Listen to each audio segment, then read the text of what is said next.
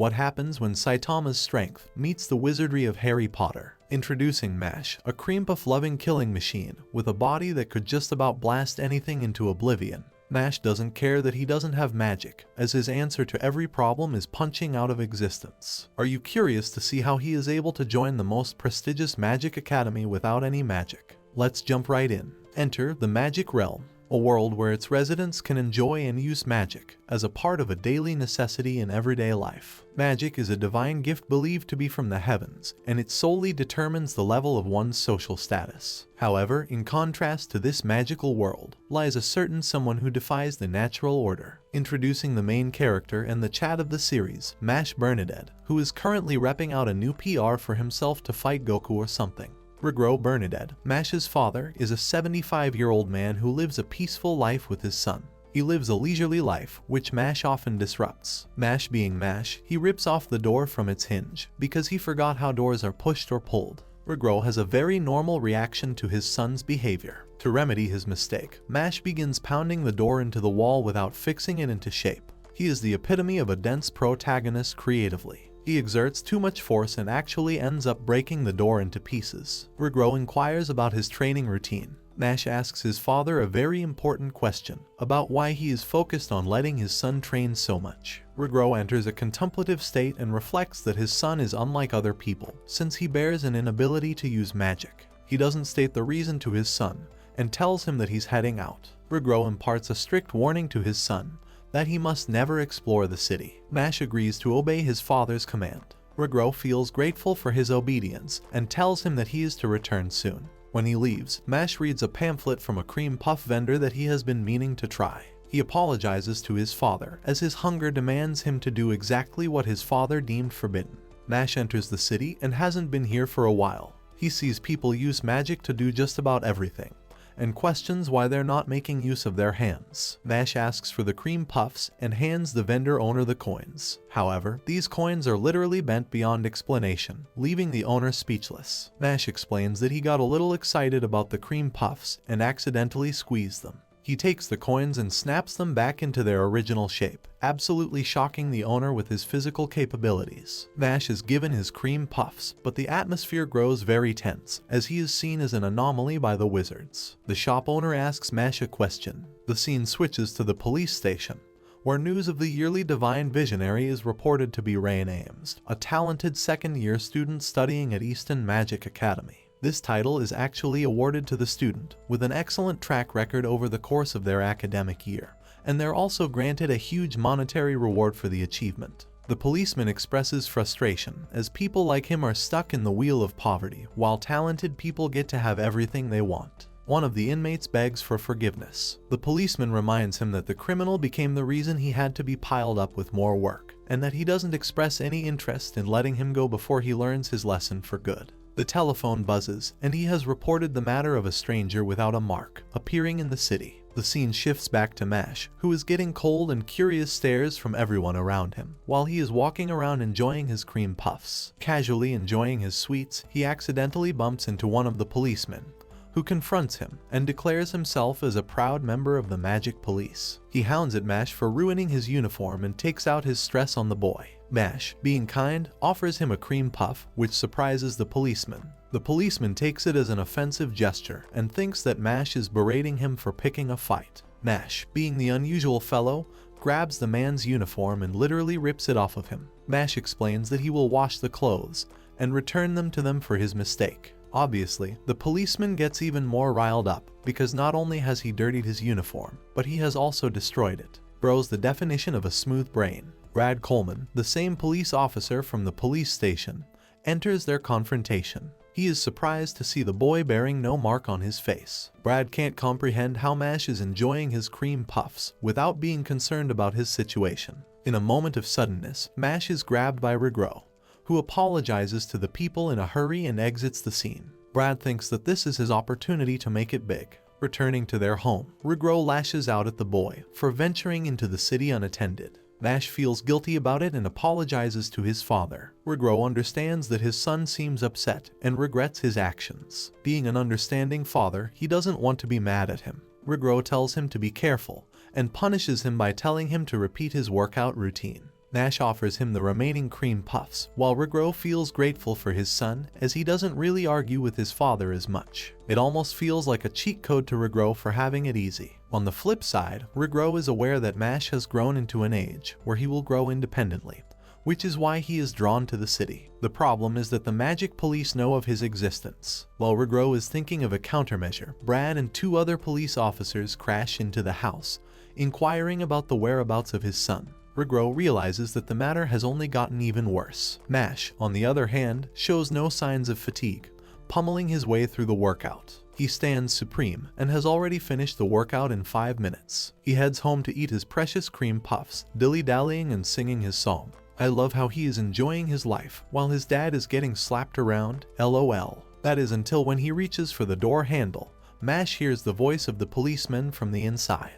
Brad explains that magic has only flourished in their realm ever since the advent of the world, and the only reason it has evolved in such a way is because they have exterminated people who can't use magic. Spouting his elitist perspective of the world, Brad declares that people without magic don't possess the skill set required for survival and, therefore, should never have been born. Mash is silently hearing these words on the other side of the door. Regro is facing difficulty being the victim of Brad's spell. Brad releases Regro as he crashes to the ground. Brad asserts that it is considered a crime to shelter an unmarked person. He demands that Regro surrender his son at once. Regro, being the loving father that he is, roars in refusal. Brad tortures him with heavy attacks, hoping to break Regro's will until he comes up with an answer. Regro, even while coughing due to the pain of his injuries, stands defiant in his refusal. He remembers the time he first got scolded by others for ruining the bloodline of magic. The boy was deemed a failure from the very moment he came into existence. He was fired and only encountered the stinging pain of failure time and again.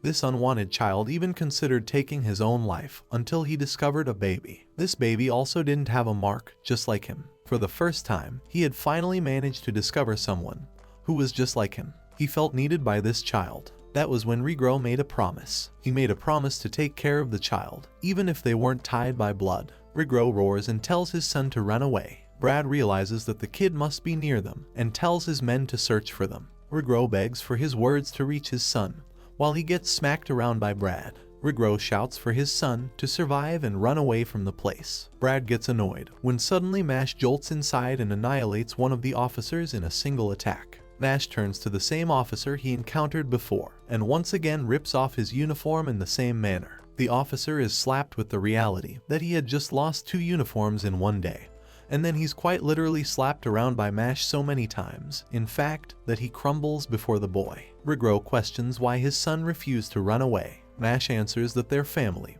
and that his father is everything he has. He apologizes for his stubborn actions, and declares that he is going to destroy the attackers. The arrogant policeman, Brad Coleman, laughs in his face, thinking that an ordinary boy could never take him down without using magic. His fat potato flob supporter thinks that someone like Brad, who was once a member of the Bureau of the Magic Security Force, could never lose to a magic-less idiot. Brad arrogantly declares that he will end this battle quickly. He chants an incredible spell, the same spell that was used to drive off a dragon. This so-called overpowered attack reaches Mash, who casually slaps it down without worry. Brad is left with Saitama's okay facial expression, while Mash wonders what that was supposed to be. Imagine launching your all-out dragon-slaying attack, only for it to be casually deflected. Brad enters his monologue, where he thinks that it is impossible for Mash to deflect a spell of such caliber. He decides to prepare another spell. The Discord mod officer shivers in fear, thinking that Brad will literally destroy the entire forest this time.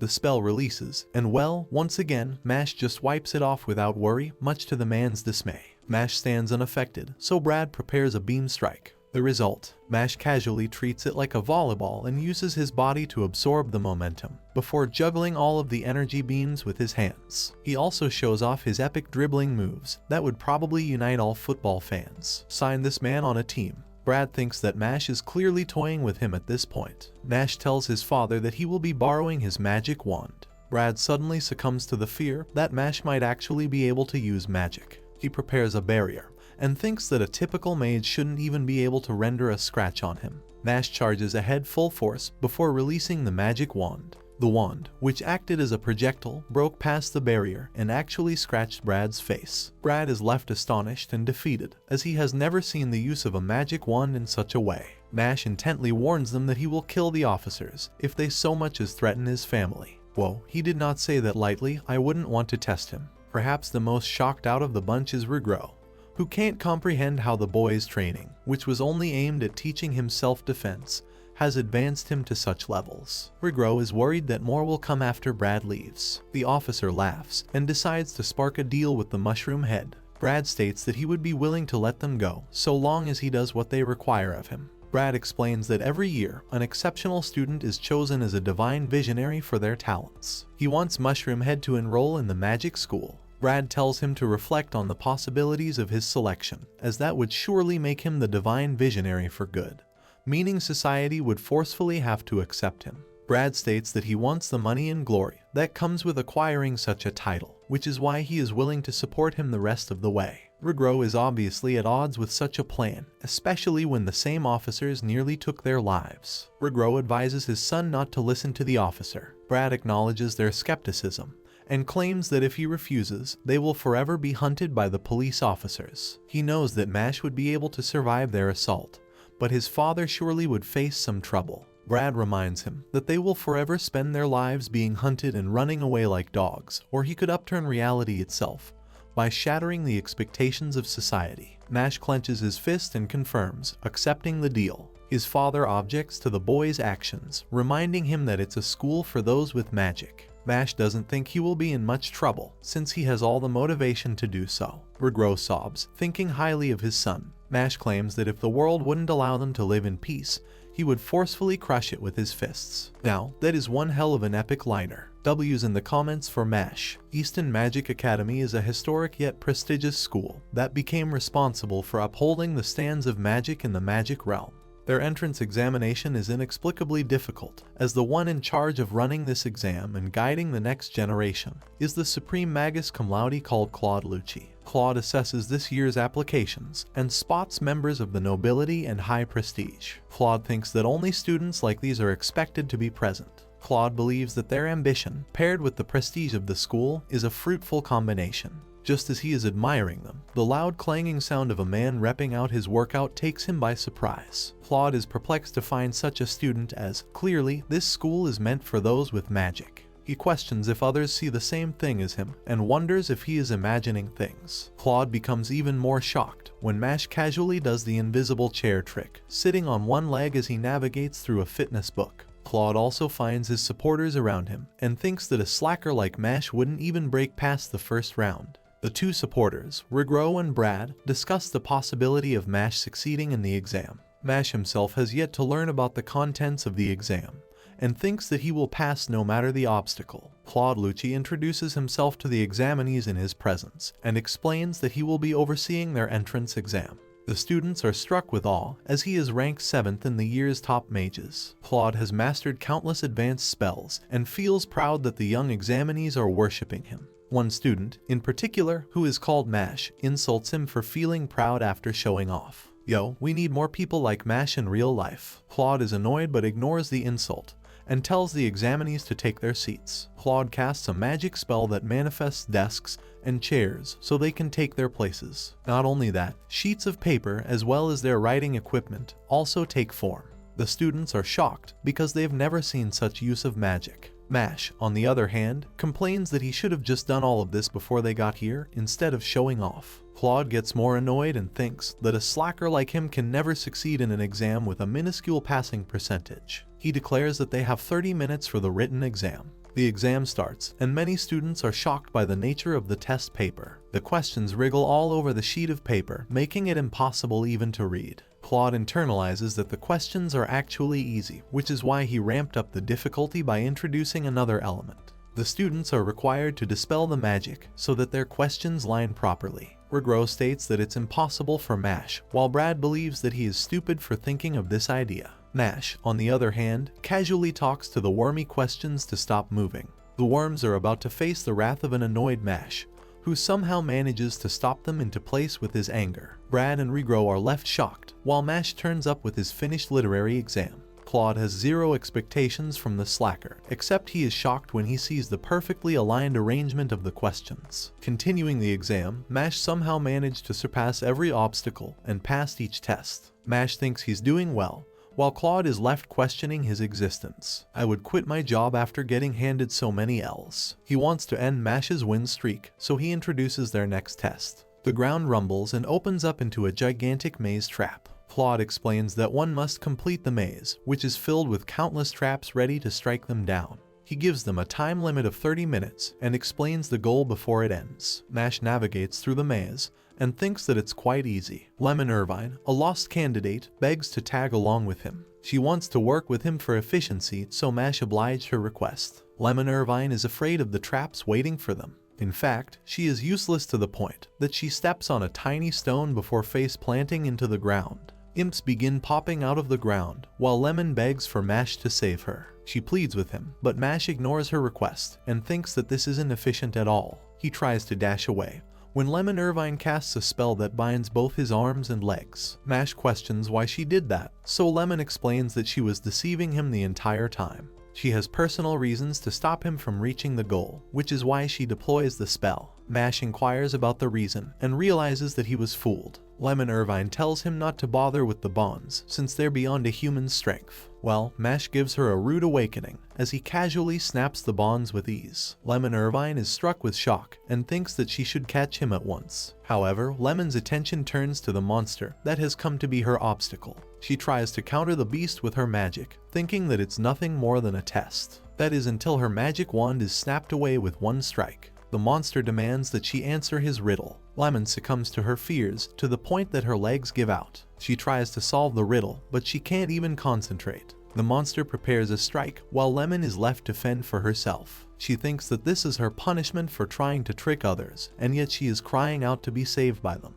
Lemon accepts her fate, while Mash the Mushroom Head arrives to save the day. Having defeated the monster with a single attack, Lemon questions why he returned for her sake. He tells her that she probably had a personal reason for betraying him, which is why he felt bad. Lemon is flustered and thinks that the two of them will fail at this point. Mash reminds her that there is a reason he got back so fast. While Claude is relishing the idea of the boys' defeat, he suddenly hears the sound of a force crashing through his walls. Surprise, surprise. It is Mash who decided to use 100% of his brain and broke past each wall until he reached outside. Shocked that the man marched through the walls with ease, the candidates slandered him for cheating, unlike the rest of them. The slogan "Go Home" roars through the crowd that surrounds Mash, who also wishes to do the same, if not for the deal. The candidates hound him for punching his way through a maze, instead of solving it properly. "Go home" is the chant of every student until one girl, in particular Lemon Irvine, begs them to stop. Claude is pissed that she intervened. He tells her that if she chooses to say anything further, she will regret their deal. Lemon Irvine refuses his request and reveals to the rest of the examinees that Professor Claude ordered her to prevent Mash from reaching the goal. He gave her the condition that she would be allowed to pass if he achieved her objective. She wanted to get into the school for her family's sake, but was shocked when the boy saved her. Lemon states that he also wished to marry her. Mash denies such words, but Lemon is unrelenting and thinks that the boy is head over heels for her. This man is the god of Riz, and all he did was exist. WTF. Claude chooses to double down on his position and claims that it is his exam and that he is allowed to fail the students he doesn't like. He calls Mash a commoner who shouldn't belong among the prestigious academy made for the elites. He even told Lemon that she was useless for a poor girl and bashed her family for struggling. Professor Claude declares that he will be failing both of them, and if they choose to challenge the professor's decision at the Easton Magic Academy, they are welcome to try. At a moment's notice, Mash flash steps and annihilates his magic wand. Professor Claude is left baffled, while Mash tells him that he stepped over the line. The rest of the students are left stunned by his monstrous abilities. Professor Claude is in a difficult position, but he chooses to maintain his stance. That is until one man's voice roars as he demands silence. The headmaster of the academy, Wahlberg, tells them that they will be moving on to the interview process and that he is in charge of the exam. When Professor Claude questions why his master is here, Wahlberg glares at him and states that he will see him personally in his office after this matter. The first interview is conducted by warping Mash into the interview hall. Mash politely thanks the headmaster, who asks him why he chose to join their school. Mash is silent at first but then states that he wants to live in peace with his family. Even though his answer is met with some uproar, Headmaster Wahlberg believes that it is sufficient. He proceeds to question if Mash indeed saved a girl, even though he was running out of time to complete the maze. Mash confirms the fact, and so he is asked why he jeopardized his own passing to save someone's life. Mash explains that he would have regretted the decision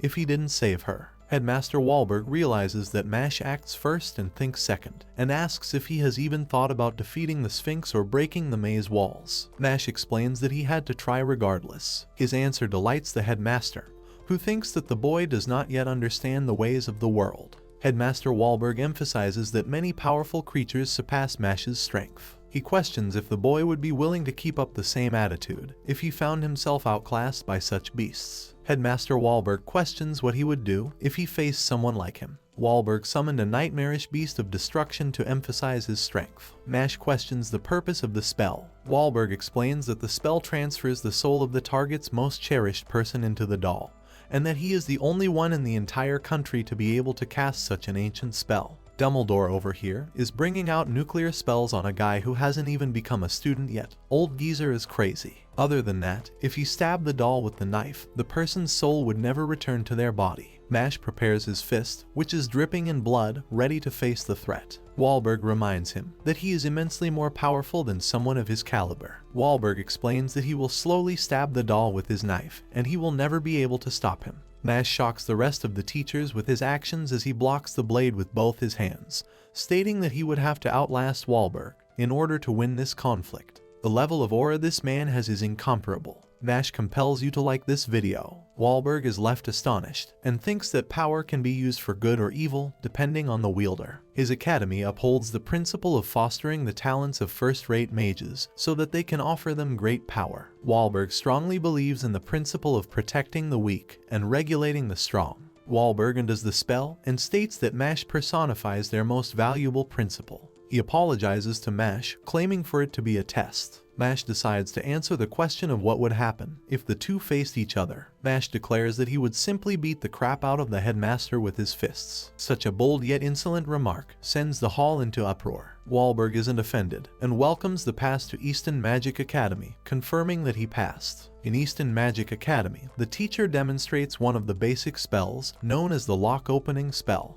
The objective is to imagine that one is opening the locks and infusing them with magic energy. The academy is an educational institution for magic apprentices to advance in magic. While the rest of the students are chanting as they open each of their locks, one particular student has a different approach. Mash casually snaps the lock hand and rebels against the very foundation of the institute.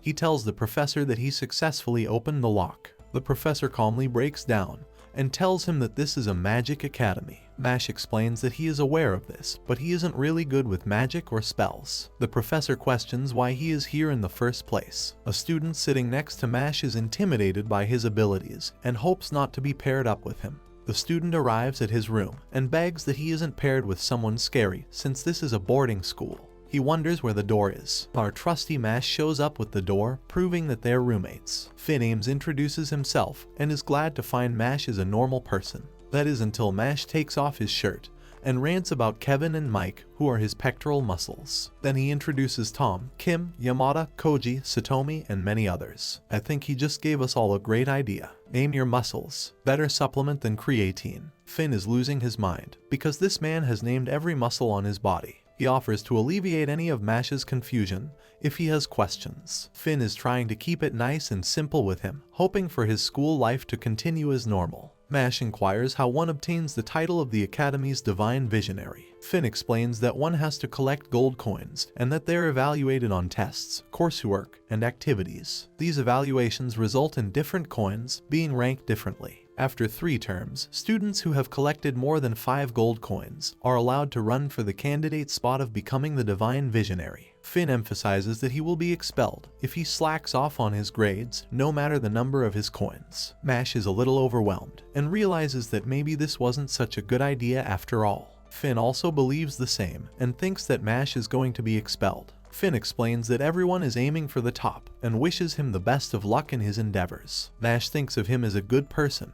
and inquires if he has a broom for tomorrow's class, since he thought the task was for cleaning and brought a scrub brush instead. The following day, their professor states that they will be learning how to ride a broom. The task is simple. One has to channel magic energy into the broom and chant the word fly before keeping it afloat. The rest of the students follow suit, while our favorite mushroom head vows to restore his father's peaceful life. He commands the broom to fly, but the object lays still on the ground. After many attempts, Mash gives up and hopes to try a different approach. One particular student bullies Mash for slowing the rest of the students in their learning. Mash proceeds to slam his foot on the ground, which sends the broom up as he commands it to fly. As you can already guess, the guy who was bullying him is Pikachu-faced by what he just saw. Mash is told that he cheated as the broom flew up before his command. The teacher tells them that they will initiate time trials, using it as a perfect opportunity to humiliate the newcomer. The bully challenges him to a race with the bet of obeying the other person if they lose. Mash accepts without worry and they get into position.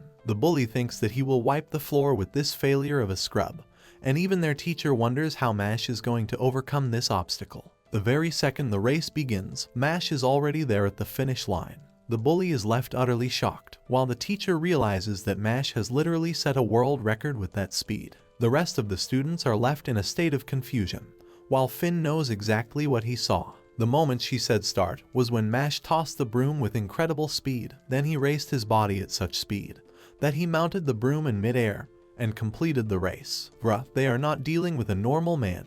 This guy is a monster. The bully accuses Mash of cheating, who argues that he simply can't face the facts. The student tries to hound him when his mouth is sewn shut by the works of another mage. Cavil appears in the flesh and shocks the students as he is casually talking to Mash. Lloyd Cavil introduces himself with a smile. Mash doesn't hear his name and confirms if he is called Royd Castle. His words draw a dead silence in the environment, with Cavil testing his patience. Cavil invites Mash for a conversation after school and claims that he will be waiting in the same spot. He returns to the imbecile, where he is tasked to humiliate Mash. He punches him in the face for being a loser, who couldn't follow his orders. Cavil is revealed to be a gruesome fellow, who thinks that he will enjoy hunting his new toy. Mash, on the other hand, inquires about him through Finn, who explains that Cavil is actually a continuing student. When asked why the rest of the students are afraid of him, Finn divulges that Cavil is the son of a VIP from the Bureau of Magic, which is an organization that stands at the pinnacle of the magic realm. Finn explains that going against Cavil basically confirms your expulsion, as he has good connections with the Academy's vice principal. Finn has seen many students drop out because of that, and has heard the rumor that their torment only follows even after they've quit the school. Finn explains that Cavil intimidates the rest of the students. Mash doesn't really care, and proceeds to make cream puffs on his own happily. He wonders if he is forgetting something important at this point. Well, what he is forgetting is, in fact, leaving Cavil hanging, as he forgot to show up for their meeting. Our boy is too busy dealing with creampuff-loving to care about the lousy scrub. Mash ended up annoying the only guy he shouldn't have annoyed. He enjoys his cream puffs, and regrets that his father couldn't enjoy the same. He remembers Brad's words and assures himself that he will become the top student in the Easton Magic Academy. The following day, during his class lecture, Mash notices that his textbook is falling apart. The rest of the students are already aware of what's to come. Mash is greeted by Cavil, who confronts him about why he didn't show up yesterday. Mash apologizes without an ounce of remorse and states that he wants to bake cream puffs. Cavil is once again questioning his life's decision and running out of patience. He reveals to the boy that he's connected with the vice principal and could help him become the divine visionary, so long as he does as he is told. Mash shows little excitement and claims that he would be willing to take him up on the offer. Cavil tells Mash that he loves helping people and he doesn't want to do something for free since it would be considered suspicious. Cavil tasks him with a pile of books and other things to carry. Mash obliges and even wipes Cavil's shoes for him. He gives him a massage and even entertains him. Mash finds another one of his textbooks ruined and requests Finn to share his textbook with him. Finn is struck with fear and tells him to borrow someone else's book. Mash ignores his words and sits next to him as if he heard him say yes. Mash brought him cream puffs as thanks for lending his broom the other day. Mash also confesses that he feels grateful to have a friend like him. Finn feels a stench of guilt hearing his kind words and sulks. Later that day, Mash tells Cavil that he's being grateful to him for such an offer. Cavil splashes some water on the ground and tells him to clean it up. Cavil tells him to do as he is told, and Mash does exactly that by wiping the water from the ground. He hears Cavill's hatred for the teacher of their potions class. Mash cleans it thoroughly and wonders where they went. Cavill ridicules Mash among his friends for doing exactly what they are telling him. He orders Finn to burn Mash's robes. Finn is revealed to be the culprit, but no longer finds himself capable of doing as he is told. Finn fights his fear and declares that he will do as Cavill asks of him. Cavill is clearly annoyed by his words and orders him to drop down and beg for forgiveness. In a sudden motion, Finn's body crashes to the ground. In the next scene, Mash is left wondering where Finn went because he wants to return his textbook. Mash hears the sound of someone being beaten. He discovers Cavill torturing Finn with his magic. Cavill welcomes Mash, who is bewildered, and asks what he is doing. Cavill explains that he wants to get an apology from Finn, who forgot his manners. Mash tends to Finn, who is bleeding from his face. Finn emphasizes that it doesn't matter, and shamefully reveals that he is the one who ruined his textbooks. Finn claims that he was afraid of disobeying Cavill, even though Mash called him his friend. Finn wants to apologize to Mash in some way, which is why he rebelled against Cavill. He weeps and apologizes for his actions, while Cavill states that he is going to dine with the vice principal and hopes to join Mash as he might never get the same chance again.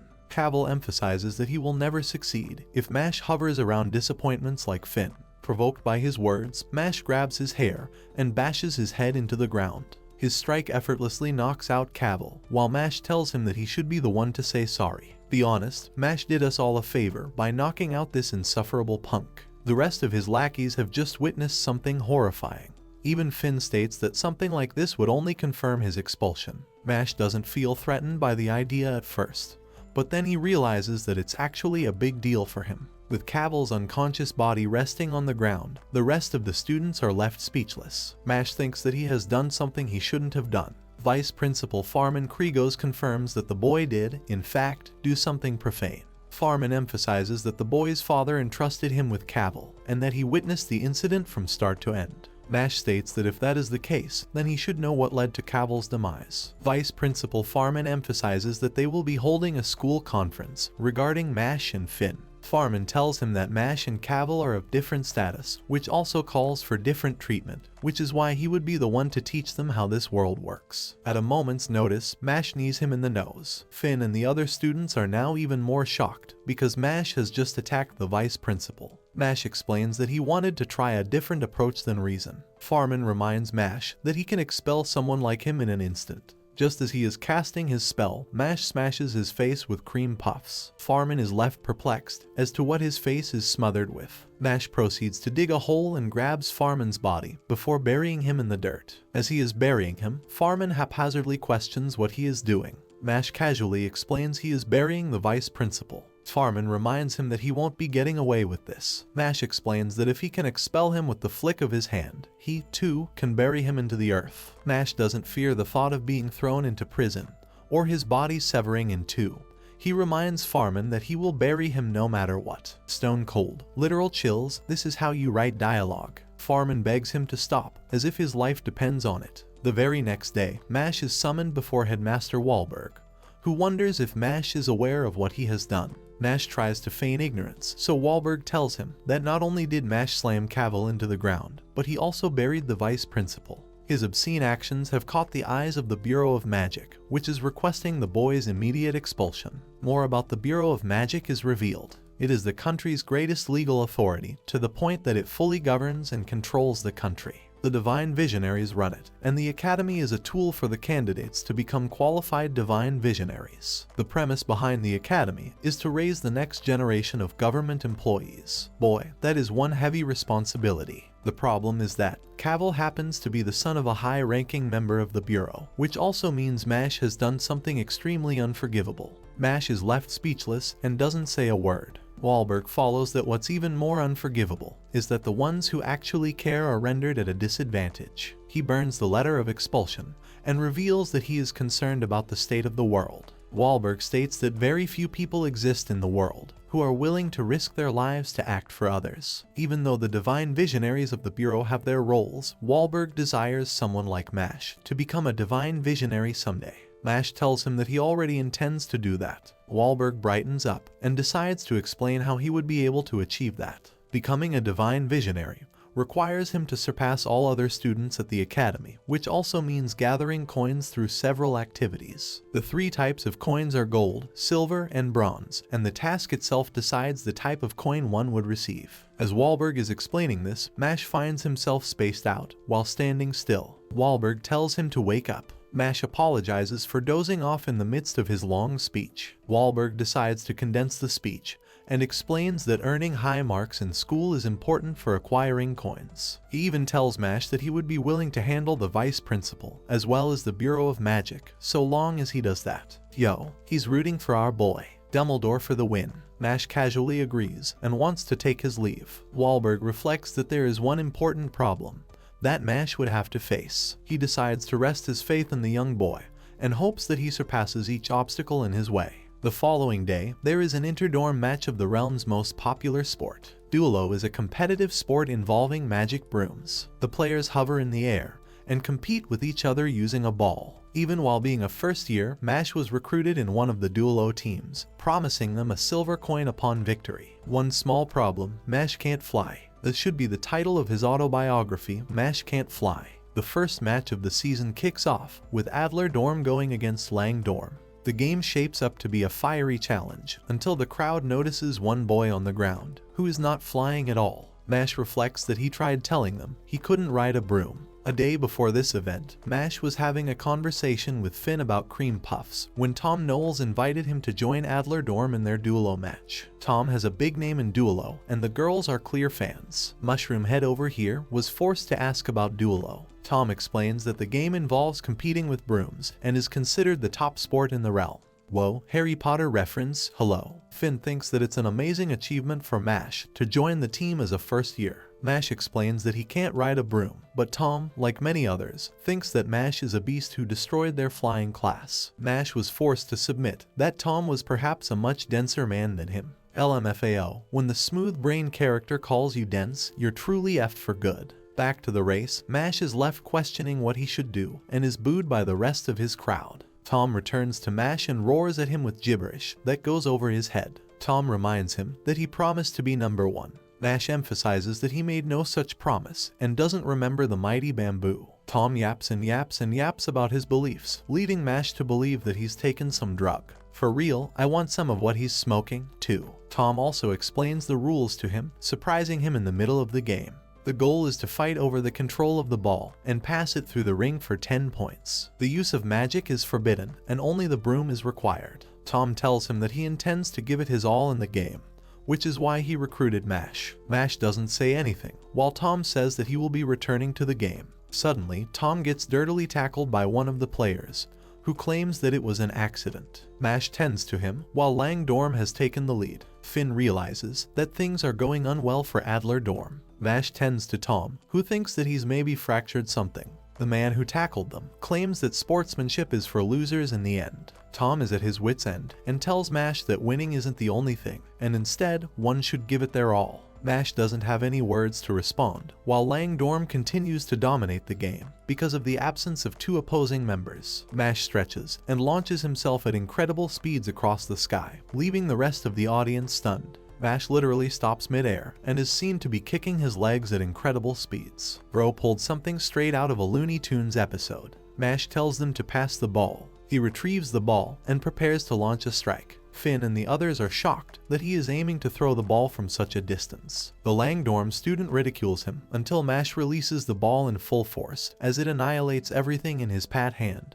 and sweeps through the ring. In fact, it revolves around the field and returns to Mash, who catches it with ease. While everyone else is left questioning what even happened, Mash once again tosses the ball full speed and repeats the action until Interdorm achieves full score. The winner is declared to be Interdorm, and the crowd cheers for him and his incredible feat. After setting the incredible record, Mash remains victorious and retrieves his first ever silver coin. Finn congratulates him for already having obtained the coin, while Tom marches towards him and hugs Mash. Mash receives praise from many, and even credits his team captain for the encouragement that made him deliver an excellent performance. One boy is reading his report and thinks that Mash is a naive individual and that he will be the next target. Mash has surrounded himself with very annoying and loudmouth individuals. One is a sports freak who wants to practice with Mash, while the other has prepared a mountain of notes for them to study. Mash looks to his best buddy Finn to help him out of this mess, who seems to be faking sleep so as not to intervene. Lance Crown approaches Mash, hoping to join their conversation. Tom is stunned because he has never seen a boy with 2 marks before, while Lemon recalls that he scored first in the entrance exams. Mash tells him that he's not having any fun, so Lance replies that they can do something to make up for the cause. Mash suggests playing hide and seek. Lance Crown ignores his comment and explains that he has a bottle with a special magical tool from ancient times. The bottle pops open, and within seconds, Mash's friends are trapped inside of it. Lance Crown explains that the bottle is capable of entrapping people, and if Mash really wants them back, he has to come out into the forest behind the owl huts. In the next scene, Mash arrives in front of Stickman Legs Lance Crown. He seeks information about his intent. Lance explains that this is a bet and reveals that he, too, is after the silver coins. Tom is shocked that Lance has acquired 2 silver coins, even though he is just the first year. Not only that, the number of lines of the mark indicates one's magical power, meaning Lance is not to be underestimated.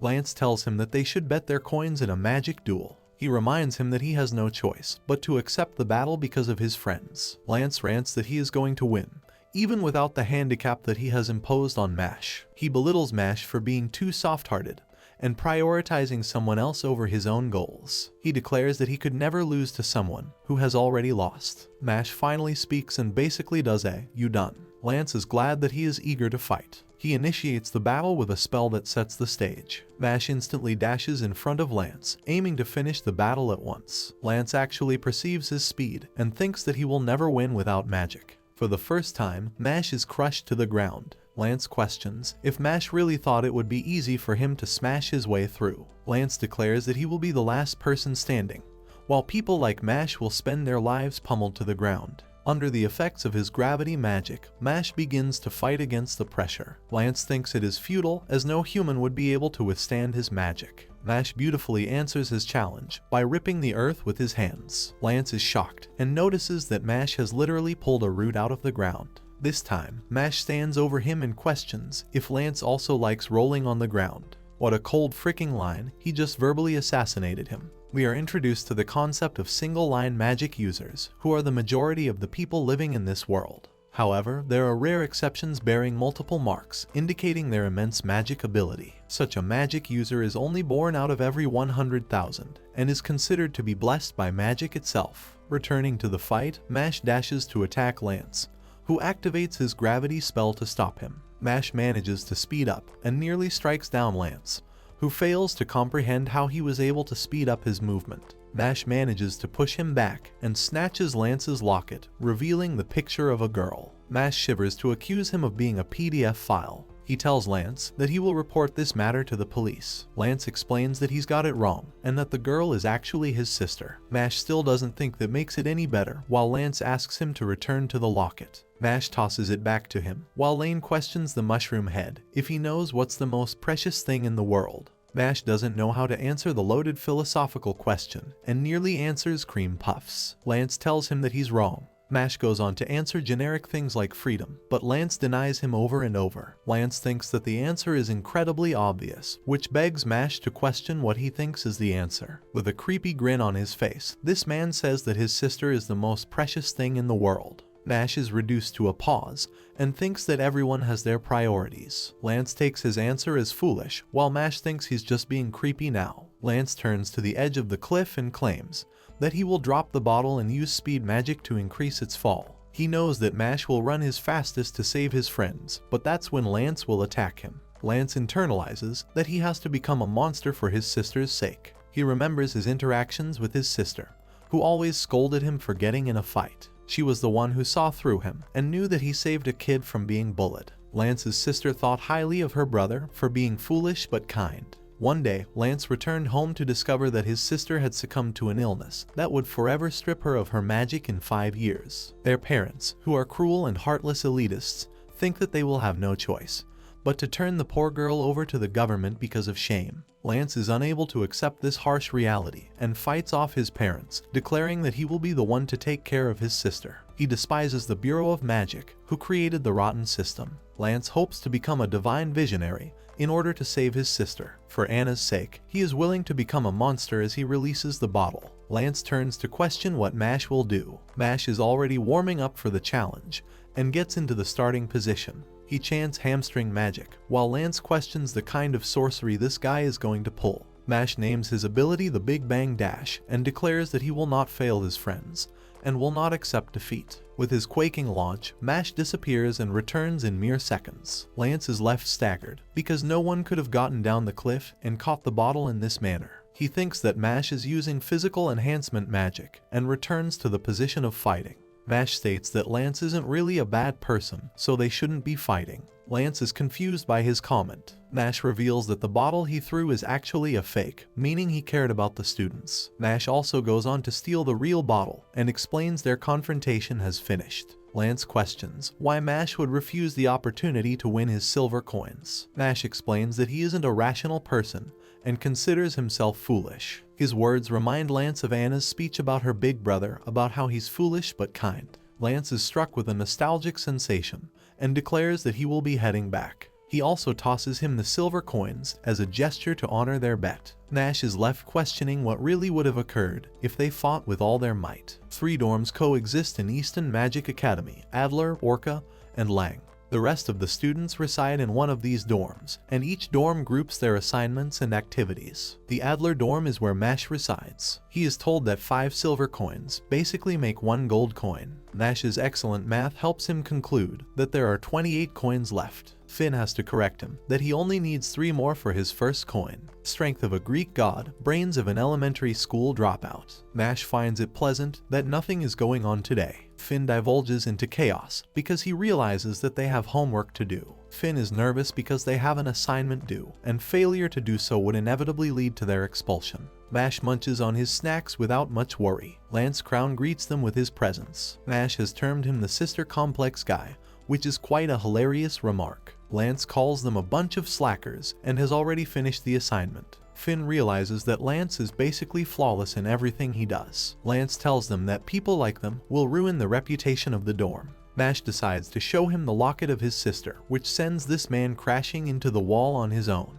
Even the sight of his sister spirals Lance and makes him think that he has been graced with infinite warmth. His demeanor changes as he tells them what they need to do for the assignment. Lance shows them a radish that looks like it's going through a midlife crisis. Instructing them to silence their screams, Lance explains that these guys are the universal ingredient required for potions. He shows them exactly how it's done by waving his magic wand and shutting the radish down. He then tells them to give it a shot. Finn tries to cast the magic, but the radish refuses to stop screaming. Mash tells him that Finn's center of gravity is the real problem. He takes his wand and casts the spell on the radish. Instead of getting quieter, the radish screams into oblivion and grows even louder. The real teacher, Lance, instructs Finn to fixate his magic on a singular point and visualize soothing the object as he releases the magic. Finn does as he is told and successfully disengages the ingredients. Lance explains that it's nothing to be proud of because even slackers should be able to do it. When Finn turns to check Mash's progress, he sees a gargantuan monster straight out of a horror movie with a deafening scream. Mash uses the #1 tool to solve any problem, the legendary Asian household slap. 1 slap is enough to knock the plant out. After they're asleep, Lance explains that these guys turn into regular plants and become fuel for the compound. He demonstrates to them how to cook with perfection and winds up with a perfect potion. Finn thinks that it's nothing simple at all, but Mash seems to be easygoing about it. Mash repeats the motions, and just when you think he would do something right, he creates cream puff even out of that. Lance tells him to stop messing around and properly teaches him how to do things. Even with a surgical precision level procedure, the result is still a cream puff, baffling Lance because he saw everything happen from start to finish. Lance tells him that he's a good-for-nothing fighter and can't believe that Mash is actually proud of this. Lance is done with Mash's shenanigans, LMFAO. Lance emphasizes that he won't lose to them in their next battle, as there is a reason that he wants to join the Bureau of Magic. He refuses to divulge the reason, and explains that they fought to a draw, and Mash possibly could have won. Lance scorns him that if he lets some C-rate idiot steal the coins from him, he's never going to forgive Mash. Mash thinks it will never happen, so they try again to cook the potion. Their rivalry honestly reminds me of Goku and Vegeta, as well as Seto Kaiba and Yugi Muto, among others. The scene switches to Headmaster Wahlberg, who knows that the Interdorm class activities are soon to begin, and is concerned about Mash. In the next scene, a punk beats up a bunch of goons and calls them side characters for whatever reason. The scene cuts to the Langdorm, where their tyrannical leader states that the divine visionaries have the right to mold the world and rule over it. He questions his men about the kind of traits a ruler must possess, to which they answer, a noble bloodline and overwhelming power. The man emphasizes that no one from Adler is worthy of the coins, and orders his men to retrieve what is rightfully theirs. Mash and Lance find themselves in the dense forest of their class. Mash questions if they're supposed to be camping. Lance reminds him that this is a school. They hear the roars of Barrett, the punk from before, who calls himself the main character of the story. He's one of those egocentric, self-absorbed people who has heard of the Mushroom Head and thinks of him as a side character. Dot tells him that he's going to be taking over as the main character, but his conversation goes unnoticed as Mash is busy talking to Lemon. Dot is left stunned as he spits on Mash and vows to kill him. Dot states that he hates other guys who steal the attention of women and he wants to kill them all. He can't figure out how there isn't a single girl out there ready to accept him, and pins the blame on people like Mash for ruining the system and declining the birth rate of the world. I feel like the author added the perfect character to describe people who act like this. Haha.